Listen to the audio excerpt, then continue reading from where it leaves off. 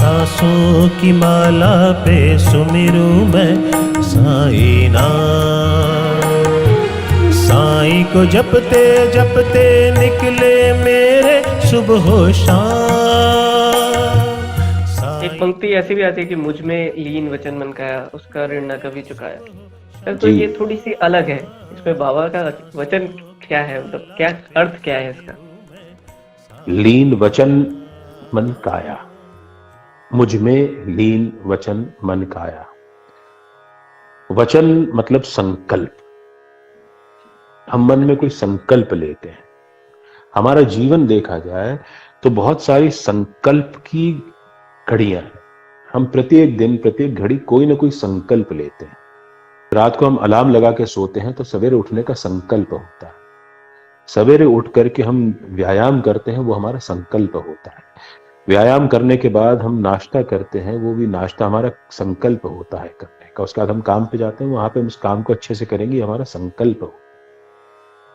मंदिर जाते हैं तो ये संकल्प होता है कि आज मैं मंदिर जाने की इच्छा है मेरी। तो जब हम सारे संकल्पों का भाव जब बाबा की ओर ले जाते हैं तो प्रत्येक संकल्प, प्रत्येक क्रिया, प्रत्येक कर्म वो हमारा धर्म बन जाता है।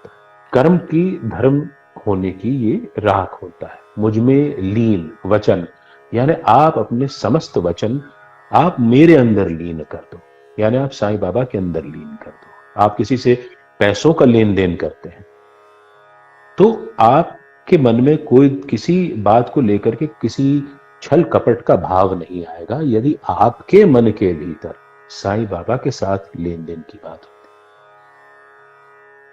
वचन, मन, हमारा मन क्या है?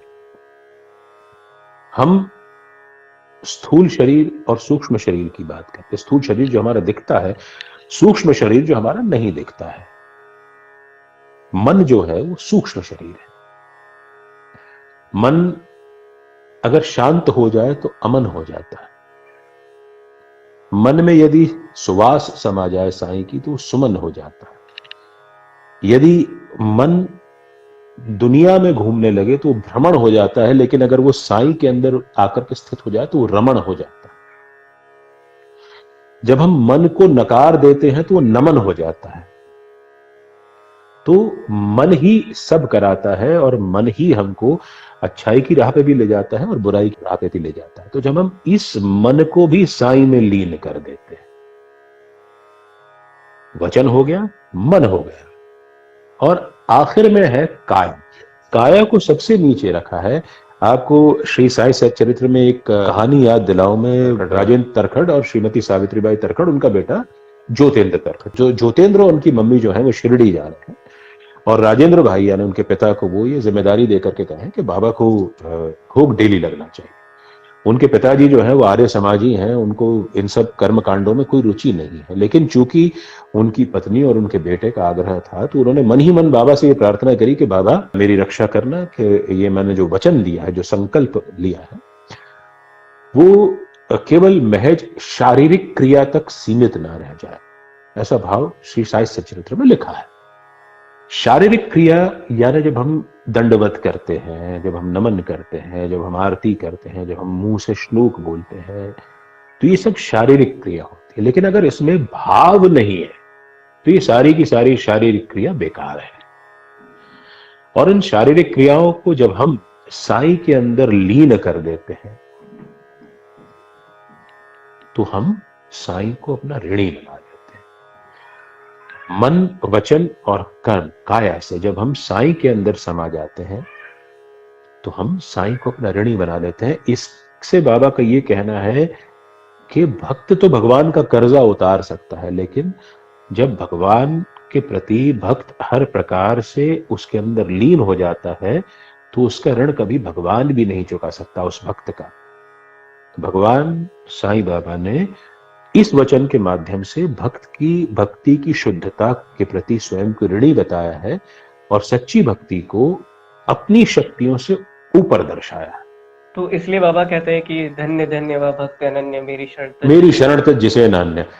यहाँ पे अविभाज्य भक्ति की बात हो रही है। यहाँ पर इनडिवाइजेबल भक्ति की बात हो रही है कि अगर आपकी भक्ति केवल एक जगह स्थित है। अब जैसे कुछ लोगों को मैं देखता हूं कि वो व्यक्ति जो है वो सोमवार को शिवलिंग पे जल चढ़ाने जाता है, मंगलवार पे जाता है हनुमान जी के सामने उनको चोला चढ़ाने जाता है, बुधवार को गणपति मंदिर पहुंच जाता है, गुरुवार को साईं बाबा के मंदिर चला आता है, शुक्रवार को लक्ष्मी माता की आरती उतारने लगता है, शनिवार को शनिदेव की गुणगान करने लगता है, रविवार का एक दिन फ्री रहता है तो उस दिन वो गुरु नानक को याद कर लेता है या सूर्य भगवान को याद कर लेता है, वो कुछ भी कर लेता है। अब इसमें क्या होता है, जैसे बाबा ने सच्चरित्र में कहा भी है कि यहां वहां भटकने से कोई फायदा नहीं है, अपना विश्वास एक जगह स्थिर कर लो। तो मेरा उन लोगों से कोई मतभेद नहीं है जो सातों दिन अलग अलग भगवान की भक्ति करते हैं, भगवान के अलग अलग रूपों की भक्ति करते हैं। आप विश्वास सब में रखिए, आप महादेव में रखिए, आप गणपति में रखिए, आप माता जी में रखिए, आप हनुमान जी में रखिए, शनिदेव में रखिए, सब में रखिए, लेकिन उस विश्वास को एक जगह कहीं ला करके स्थिर कर दीजिए।